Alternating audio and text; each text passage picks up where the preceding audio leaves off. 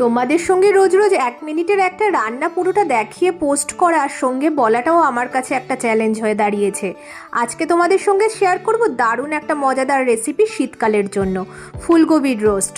যদি তোমাদের এই রান্নাটা ভালো লেগে থাকে প্লিজ একটা লাইক করে দিও, একটু শেয়ারও করো, আর আমার চ্যানেলটাকে সবাই সাবস্ক্রাইব করে নিও।